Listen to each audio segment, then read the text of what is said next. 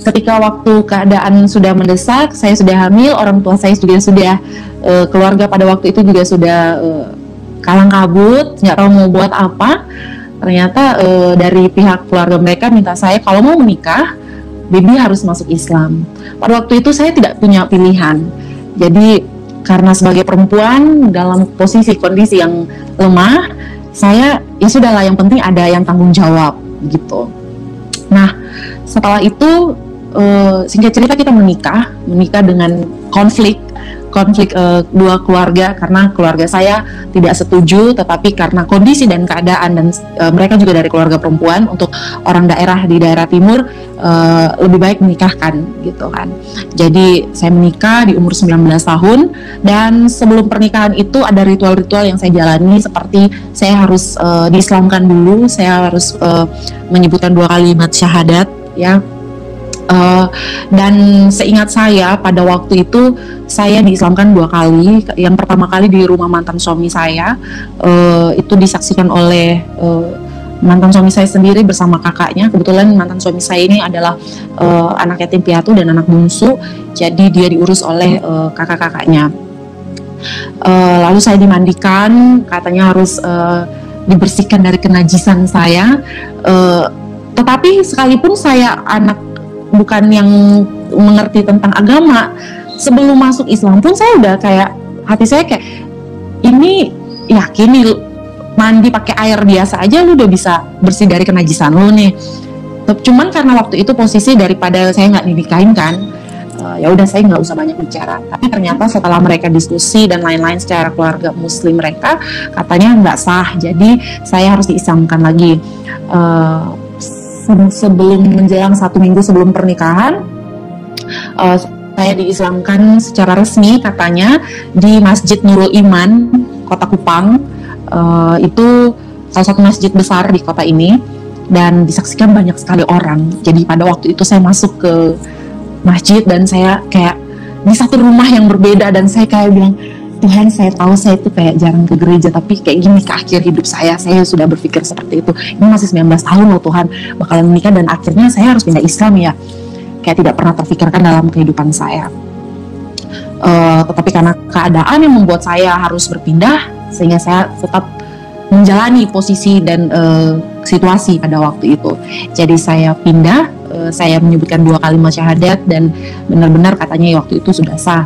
Singkat cerita kami menikah. Dan saya masih ingat waktu pertama kali saya menikah, di awal, hari-hari awal menikah, saya belum berdoa, saya belum sholat, saya kayak merasa bimbang, saya harus berdoa kayak apa, karena sekarang saya sudah beragama Islam.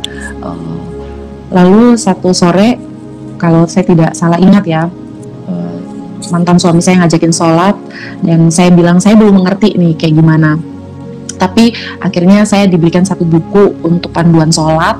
Sebelum sholat harus wudhu dulu, ada doa-doanya dulu. Saya juga tidak banyak bicara karena saya dalam keadaan saya sedang mengandung pada waktu itu 4 bulan kalau saya tidak salah. Tetapi saya ingat sebelum saya sholat, saya berdoa sendiri. Saya berdoa, dan doa itu saya sangat ingat sekali. Saya bilang seperti ini dalam doa saya, Tuhan ya Allah, saya bilang gitu. Karena saya waktu itu sudah merasa saya adalah seorang Islam.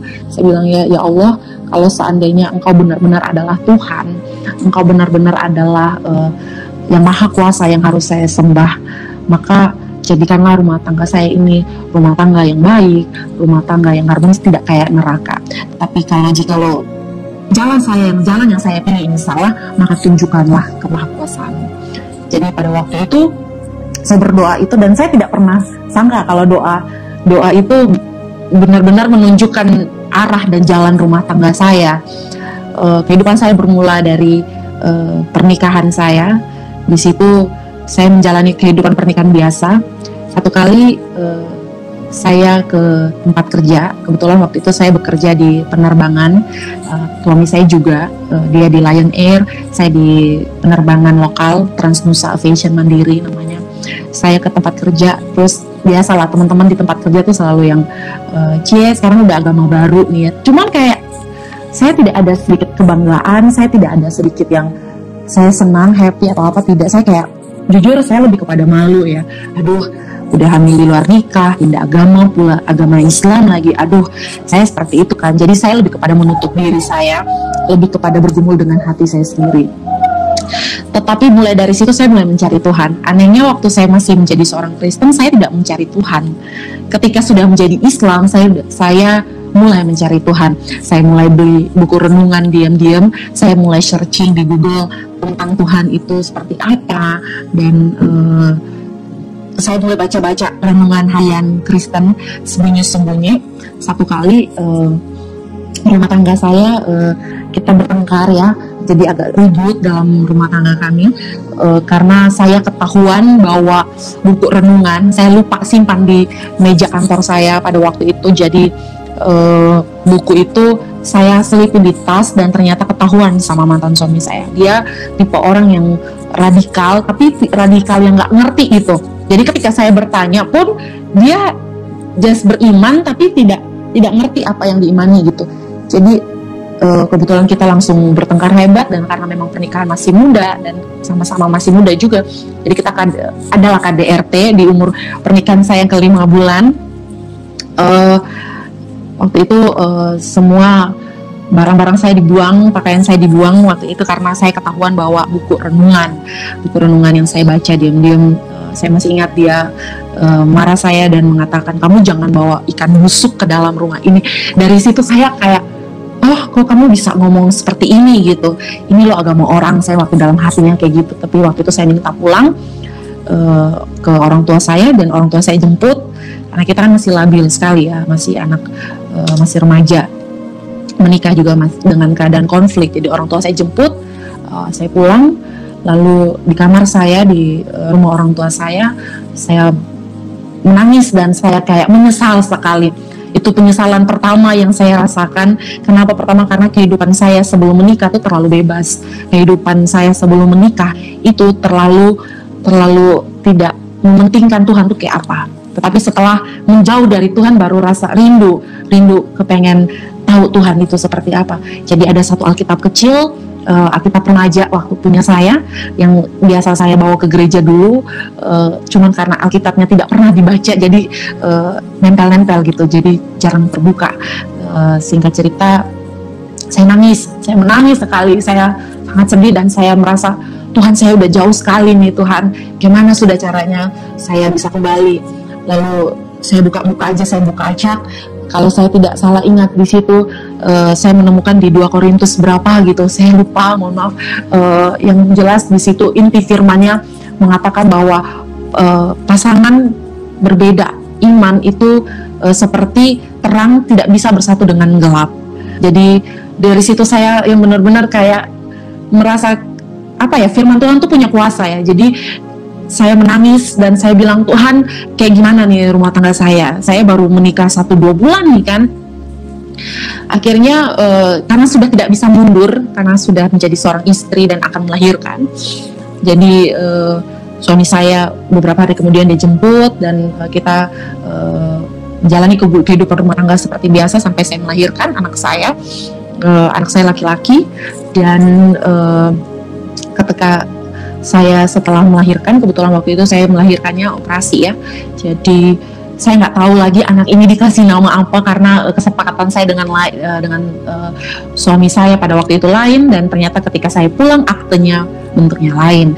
Dan waktu itu saya baru pulang dari rumah sakit, saya merasa agak sedikit dikhianati ya dari awal ya, maksudnya dengan nama anak saya, hal-hal seperti itu bikin agak sedikit sensitif. Jadi nama anak saya itu jadinya Muhammad Prince Sheikh Bisaka gitu. Terus saya kayak tidak kepengen pakai nama Muhammad. Saya maksudnya kalaupun nama Islam jangan ada Muhammadnya deh. Kayak gitu saya waktu itu bilang sama suami saya kayak gitu kan. Karena emang saya udah tidak hati saya bukan di sini nih, saya berpikir seperti itu.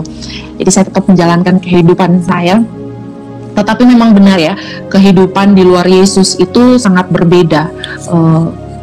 Banyak kejadian-kejadian aneh yang saya rasakan, dan saya merasa bahwa ini adalah tanda-tanda bahwa Tuhan memang tidak mengizinkan rumah tangga ini ada gitu. Tapi ini karena saya yang memaksakan diri, saya yang keras kepala, dan ini yang harus saya tanggung. Tetapi karena kasihnya yang begitu besar, dia masih kasih saya semacam signal gitu untuk kembali deh Beb, kembali, kamu pulang kayak gitu. Tetapi kembali lagi saya belum bisa mengambil keputusan pada waktu itu karena saya juga takut kan. Lalu beberapa hal yang saya alami adalah ketika saya harus sholat, tetapi saya tidak menemukan apa-apa, saya tidak menemukan apa-apa di hati saya. Saya merasa bahwa saya jauh dari Tuhan.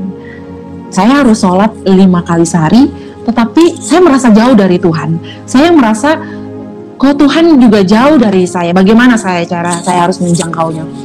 Saya ingat pada waktu saya pulang ke rumah orang tua saya bertengkar itu, saya ada doa.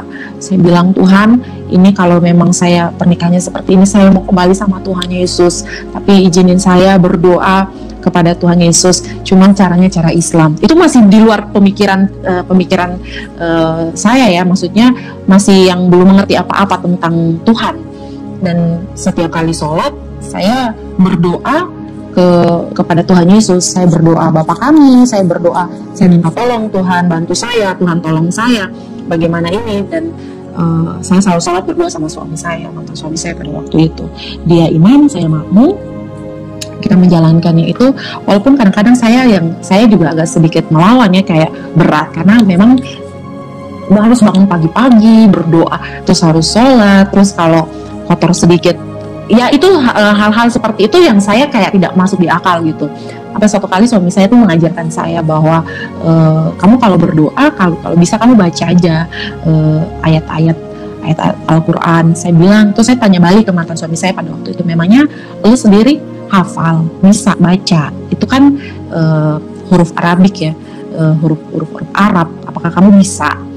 Jadi dia pun sendiri bukan orang yang fasih gitu. Jadi ini waktu itu kayak saya berpikir, ini tuh tuntun buta, kita mau kemana kalau kita nggak masuk jurang kan? Dan akhirnya saya dibeliin buku, terus suami saya udah mulai tuh ngajarin katanya kayak gini. Tetapi saya tidak menemukan apa-apa. Seperti misalkan beberapa ajaran yang dia kasih tahu ke saya, nanti kamu berbuat baik aja, dosa-dosamu tuh bisa dihapuskan. Lalu nanti ada beberapa perbuatan baikmu yang bisa menghapuskan dosa-dosa orang tua atau apa begitu. Saya mulai berpikir waktu itu, memangnya seandainya kalau saya berbuat baik, lalu besoknya saya jatuh lagi dalam dosa, terus saya mati, gimana dong? Apakah dosa saya hilang lagi nih atau muncul lagi atau bagaimana? Kayak gitu kan. Jadi pokoknya keselamatan itu yang saya dikasih tahu dalam ajaran Islam itu ya tidak pasti, ya insya Allah gitu. Dan saya tanya sama mantan suami saya waktu itu, memangnya kalau kita buat baik, apakah kita udah pasti nih masuk surga? Ya itu memang sih pertanyaan-pertanyaan yang saya lontarkan kepada mantan suami saya, karena hati saya pada waktu itu memang kayak, waduh ini tempat saya bukan di sini nih. Tempat saya bukan di sini. Sebagai seorang manusia, sebagai seorang istri, saya mencintai mantan suami saya pada waktu itu. Saya sangat mencintai keluarga saya mencintai keluarganya. Saya juga sangat mencintai anak saya. Tetapi banyak hal yang Tuhan buat. Dimulai dari anak saya ini sering-sering sakit. Sakitnya tuh kayak cuman demam, tapi bisa sampai timbul bisul yang besar-besar. Sampai saya tuh berpikir, saya harus ganti susu apa, saya pikir alergi atau apa. Bahkan hampir semua dokter di Kota Kupang, dokter anak itu sudah saya bawa anak saya setiap bulan, seperti itu. Satu kali di kantor saya ada seorang anak baru ini dia adalah seorang sarjana teologi ya, tetapi dia bukan pendeta, jadi dia pelayanan aja di gereja, hanya dia kerja swasta. Jadi waktu dia jadi partner saya tidak banyak bercerita karena orang baru, saya tidak banyak bercerita tentang kehidupan saya. Saya juga aneh, waktu itu saya belum mengerti apa-apa, jadi dia kayak punya vision gitu, kayak bisa ngerti gitu. Terus saya yang bercerita sebelum itu, dia cuma tanya, Beb, kamu menikah, kamu masuk Islam ya? Oh iya benar Kak, orang-orang juga pada tahu gitu kan. Tapi suami sama anakmu sering sakit ya, kayak gitu-gitu kan. Jadi saya bilang, kok Kakak tahu? Saya bilang, kan saya nggak pernah cerita. Terus dia senyum-senyum aja. Sampai akhirnya satu siang dia bawa saya ke satu tempat, terus kita ngobrol. Disinilah perkenalan saya pertama kali tentang Tuhan, ketika saya mencari-cari tahu tentang Tuhan. Teman saya menceritakan tentang Tuhan itu sendiri. Yang paling saya tidak akan pernah lupa adalah ketika dia bilang bahwa, baby, kamu itu sudah dibayar lunas dengan darah Yesus, darah yang mahal. Kamu ingat peristiwa 2000 tahun yang lalu ketika dia mati di kayu salib? Kamu percaya itu? Jadi saya sangat percaya itu, Kak. Saya bilang seperti itu. Itulah bukti dia mencintai kamu, tetapi kamu lebih mencintai manusia daripada Tuhan yang sudah terlebih dahulu mencintai kamu. Di situ saya nangis banget, dan itu pernikahan saya udah berjalan hampir 3 tahun ya, baru saya ketemu orang ini. Jadi dan selama berjalan 3 tahun saya nggak pernah pakai jilbab karena saya nggak suka. Terus saya juga setiap hari Minggu kalau saya bangun di samping gereja, di samping rumah mantan suami saya itu ada satu gereja kecil, gereja karismatik. Itu mereka tuh kalau ibadah itu tuh bisa sampai kedengaran ke kamar saya gitu. Jadi kadang-kadang saya tuh kayak suka ngumpet-ngumpet ke dapur karena lebih dekat dengan dapur ya waktu itu di posisi rumahnya. Sengaja cuci piring kayak, sengaja ngapa-ngapain kayak, cuman buat mau dengar pujian penyembahan dari gereja karismatik di belakang rumah, sampai segitunya. Terus kayak yang berdoanya diam-diam, kayak saya bilang, Tuhan tolong saya, dan itu berjalan langsung selama hampir 3 tahun saya menikah. Dan saya ketemu dengan teman saya yang tadi saya ceritakan. Saya bilang, Kak, kalau seandainya saya ngomong ke mantan suami saya, ke suami saya pada waktu itu, saya bakalan diceraikan. Lalu dia tidak bilang kita akan bercerai atau apa, dia cuma bilang keputusan dan pilihan ada di tangan kamu. Saya masih nggak terlalu dengan kata-katanya dia kan. Tetapi ketika pulang sampai di rumah, kata-kata itu terus terngiang. Ibaratnya saya ini kayak lagi hidup di 2 dunia gitu kan. Saya jadi Islam tapi saya menyembah Yesus Kristus sebagai Tuhan dan Juru Selamat. Saya sholat tetapi saya panggil Tuhan Yesus sebagai Tuhan saya.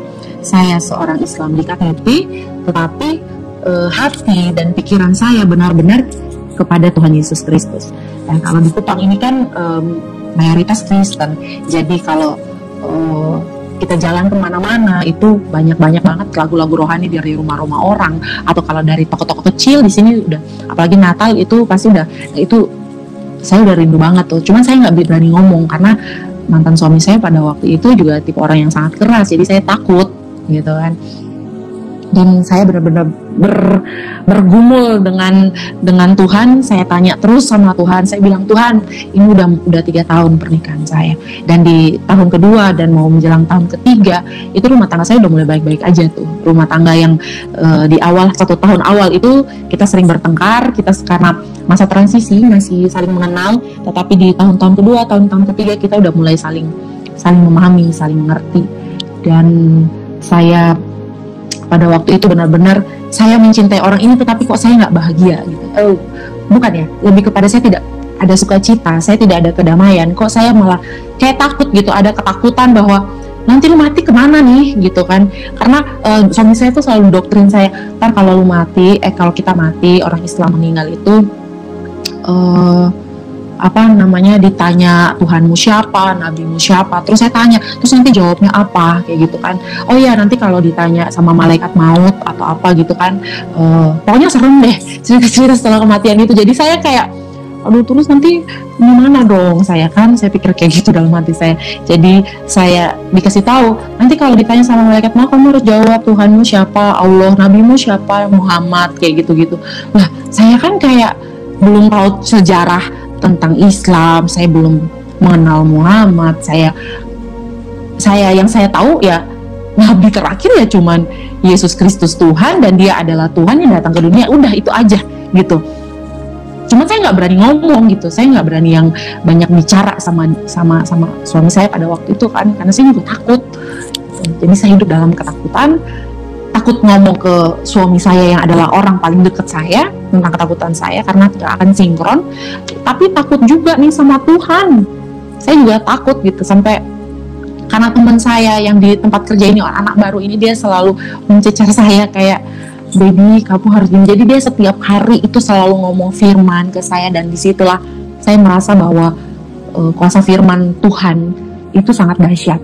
Kalau nggak ada firman yang datang kepada saya, mungkin tidak akan ada rasa kegelisahan atau apa, karena dari situ saya tahu bahwa ternyata saya menyadari saya mencintai Tuhan Yesus itu lebih besar daripada mantan suami saya pada waktu itu. Hanya saya termanipulasi oleh perasaan dan kondisi gitu ya.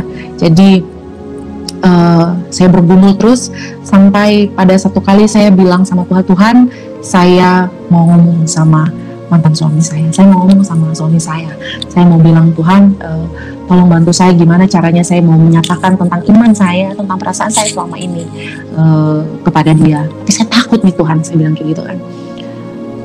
Dan kegelisahan itu datang setiap malam. Jadi ada sekitar 1 bulan saya insomnia, hanya karena kayak takut. Jadi ketika tidur saya lihat anak dan suami saya tidur tuh kayak kata-kata teman saya tuh kayak gini, Tuhan itu Tuhan yang cemburu ya baby, dia bayar kamu lunas dengan darahnya yang mahal ya, kamu tukar dia dengan manusia, dengan dunia. Bisa aja kalau dia cemburu, karena dia sangat cemburu, bisa aja dia ambil salah satu dari apa yang kamu sayang. Kan yang paling kamu cinta di dunia ini adalah suamimu sama anak kamu. Bisa aja. Nah ini sekarang mereka sering sakit-sakitan, ntar anak saya sembuh, suami saya sakit lagi, sakit kepala lah, segala macem lah, dan itu hampir setiap hari gitu. Jadi saya kayak ngadepin apa ya, jadi kita punya keuangan pun pada waktu itu, orang bilang kalau nggak diberkati itu kayak gitu ya, keuangan pun kayak ada langsung habis kayak gitu. Jadi cukup bukan cukup nggak cukup, kita ngerasanya beda ya, kayak oh ada duit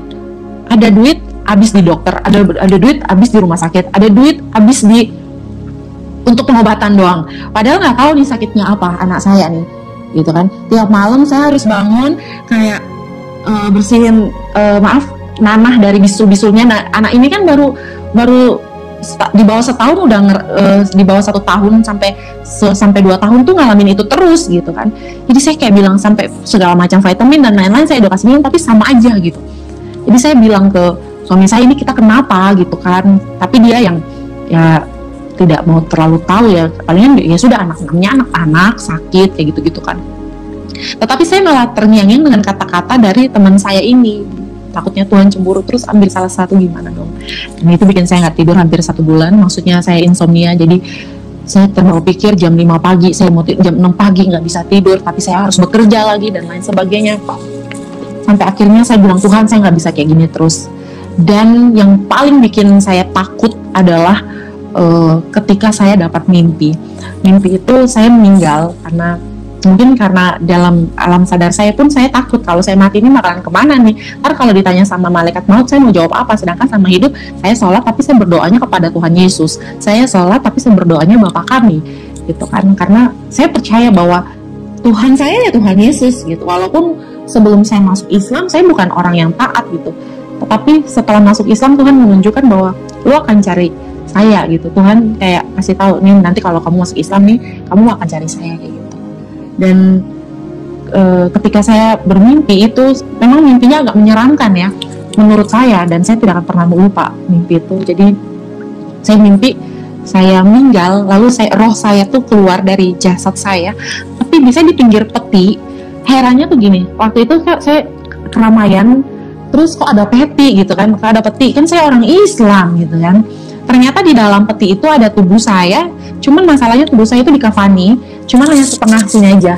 Jadi dari leher sampai kaki itu dikafanin ya, dengan cara orang muslim gitu kan, dikafanin tapi di dalam peti gitu. Jadi saya juga nggak ngerti itu maksud mimpinya apa, tapi sangat menyeramkan, dan kepala saya itu tidak dikafani, jadi kepala saya kosong. Dan dari leher sampai ke bawah itu dikafanin kain putih gitu, tapi di dalam peti.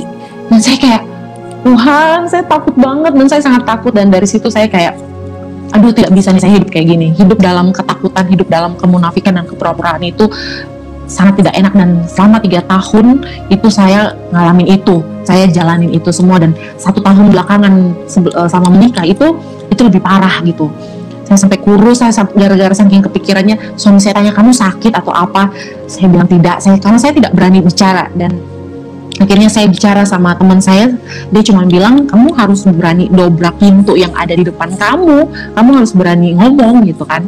Dan akhirnya saya berdoa sama Tuhan, saya susun strategi anak saya titipin ke orang tua saya dulu, karena saya tahu kalau saya ngomong ini pasti akan ribut.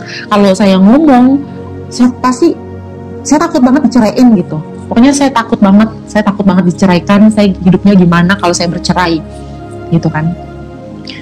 Akhirnya saya ke toilet, ke kamar mandi. Terus saya berdoa di situ, saya bilang, Tuhan Yesus, saya mau ngomong nih sama suami, saya bilang kayak gitu. Tolong saya dong, bantu saya, biar Roh Kudus yang ngasih kekuatan, Roh Kudus yang ngomong. Saya takut dipukul, saya bilang kayak gitu kan. Saya takut banget nih kalau dia emosi, karena mantan suami saya itu orangnya temperamen. Saya takut saya dipukul, saya nggak mau bertengkar, kayak gitu-gitu. Dan akhirnya saya masuk kamar, kita ngobrol berdua. Memang Tuhan juga ya, memang ada Tuhan di balik ini semua. Saya awalnya nggak tahu, orang kalau lagi ketakutan, kata-kata awal apa sih kalau bukan basa-basi. Anehnya pada waktu itu saya tanya, keselamatan dalam Islam tuh menurut kamu gimana? Gitu. Ya kamu sholat, kamu buat baik, kamu bisa masuk ke surga gitu. Ya insya Allah kamu masuk surga katanya. Insya Allah itu artinya apa? Saya tanya kayak gitu. Insya Allah artinya ya mudah-mudahan gitu kan. Terus saya tanya ke dia kan, mau tidak di dalam Alkitab, kitab Yohanes berapa gitu, kitab Yohanes bilang, Yesus tuh pernah bilang, ini saya ngomong ke suami saya pada waktu itu, Nabi Isa tuh pernah bilang bahwa tidak ada satu orang pun di bawah kolong langit yang bisa masuk surga kalau tidak menyembah Nabi Isa. Gimana itu? Saya bilang kayak gitu. Terus, lu jangan gila ya baby, katanya gitu, jangan jadi kafir, itu kayak gitu kan. Loh saya kan bertanya, ini gimana kalau seandainya saya berbuat baik, terus besok saya buat dosa, lusanya saya mati, gimana? Katanya saya buat baik hari ini, dosa-dosa saya diampuni. Maksudnya yang masuk akal gitu kan. Terus dia tanya balik, namanya kalau lu menyembah Yesus sebagai Tuhan, lu sudah langsung diselamatkan, lu terus harus enak-enaknya buat dosa. Terus saya jawab pada waktu itu, saya ingat banget, kan kalau sudah ikut Tuhan Yesus kita tidak mungkin buat dosa lagi. Ya walaupun kita jatuh dalam dosa, setidaknya kan kita sudah diselamatkan. Tapi kan waktu itu juga saya belum mengerti tentang firman, saya belum mengerti tentang Tuhan Yesus, tapi lebih kepada saya hanya kepengen mengutarakan isi hati saya ngomong apa adanya, apa yang saya tahu aja gitu. Dan saya cerita, saya disuruh sholat isya gitu kan, malam itu karena udah mau malam kan. Jadi saya disuruh sholat, udah lu sholat sana biar tidak kerasukan setan pembicaraan kamu nih, kayak gitu kan. Jadi dia keluar. Saya bilang, Tuhan gimana nih? Saya pikir kan kayak, ya sudah lah, yang penting saya udah ngomong kan. Tidak ada perpikiran saya itu kita akan berpisah atau apa ya. Saya pikir ya udah selesai sampai situ. Entah kayak gimana di depan itu nanti urusan Tuhan kan. Ternyata besok pagi saya bangun, pas dia mau kerja, sebelum dia kerja, dia datang ke saya masih tidur. Karena kebetulan dia kan kerjanya di bandara, jadi lebih pagi dari saya. Jadi dia datang, dia ambil semua ATM yang saya pegang, saya kan istri itu kan, jadi megang duit nih. Ini kasih semua uang. Terus saya tanya, ngapain kamu pegang duit gitu kan? Kan ada tuh, saya bilang kayak gitu. Saya masih ngomong biasa aja sebagai seorang istri gitu kan. Kasih sekarang kayak gitu, nadanya udah tinggi. Jadi ya udah ambil di situ kayak gitu. Ternyata dia angkat semua uang, dia angkat semua ATM. Terus kita bukan orang kaya ya pada waktu itu, tapi untuk ukuran anak muda yang menikah muda juga kita berkecukupan lah. Setidaknya kita sama-sama bekerja gitu. Jadi dia ambil semuanya dan lain-lain. Terus cuman sisain ATM saya yang nggak ada isinya tuh cuma 100.000 doang di dalam. Karena itu kan ATM cuma transfer gaji doang, saya ingat banget. Terus saya waktu itu mau pergi kerja, saya bilang, kenapa nih dia kayak gini? Terus saya tanya kenapa? Terus dia bilang, lu sudah berani bicara hal-hal yang tidak masuk akal dalam rumah ini. Terus saya bilang, itu kan kita pembicaraannya semalam, kenapa mau masih diulang lagi? Katanya ya, pokoknya seingat saya pada waktu itu, saya diomelin lah kayak gitu kan. Tapi saya sakit hati gitu, sakit hati. Jadi dia jalan itu sekitar tahun saya lupa kasih tahu, kita nikah di tahun 2012 dan kita bercerai di 2015. Jadi anak saya di rumah mama saya, waktu dia pergi kerja saya kunci pintu, saya tutup jendela, saya berlutut sama Tuhan di situ. Pertama kali saya berlutut sebagai manusia yang tidak ada kepalsuan. Karena selama ini kan kalau saya berdoa ya paling berdoa sholat terus berdoakan. Itu pun dia banget pelan-pelan banget, biar dia di depan saya dulu dia nggak dengar gitu. Saya pikir selama ini dia tidak mendengar saya. Ternyata dia sendiri mengatakan bahwa saya tahu selama kamu sholat sama saya kamu menyebutkan nama Yesus, katanya seperti itu. Saya kaget gitu. Kok cuma nama Yesus yang terdengar oleh dia gitu.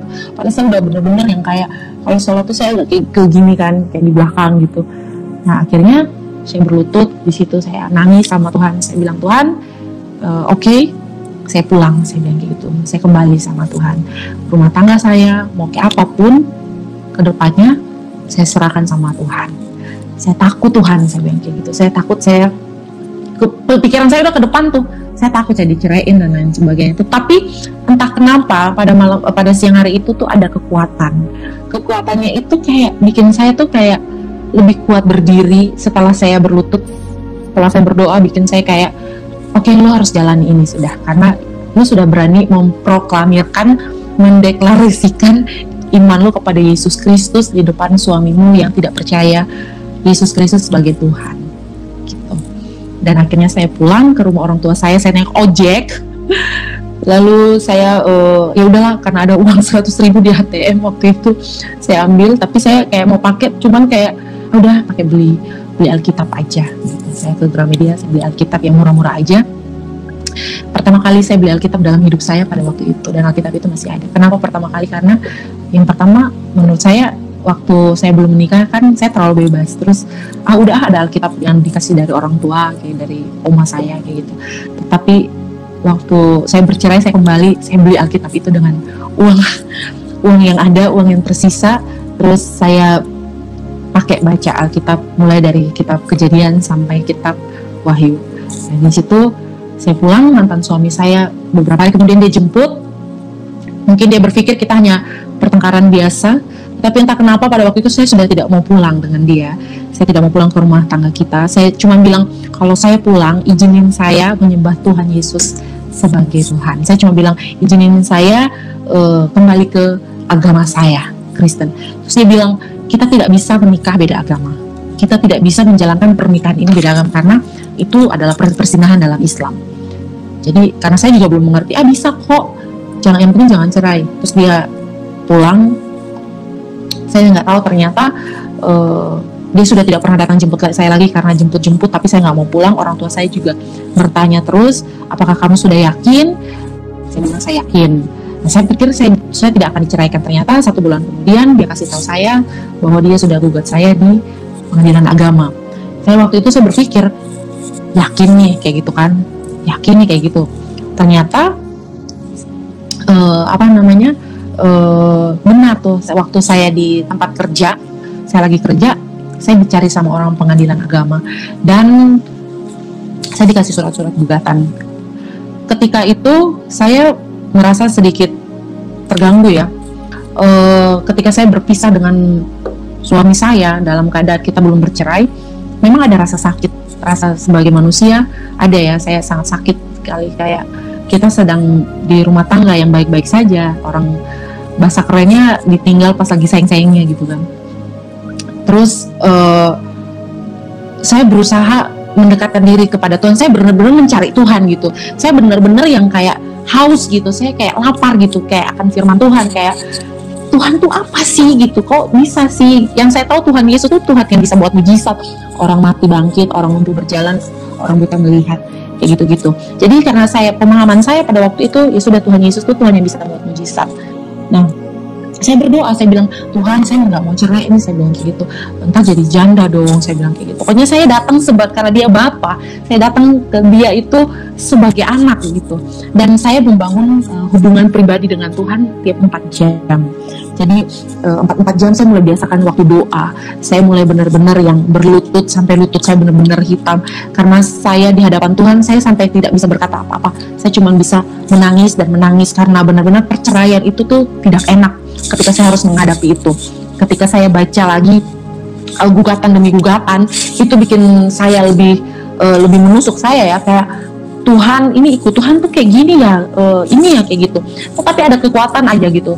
Dan akhirnya ada poin dari beberapa gugatan yang diajukan, ada belasan kalau saya nggak salah, dan satu poin itu sangat mengganggu saya, yaitu tentang hak asuh anak.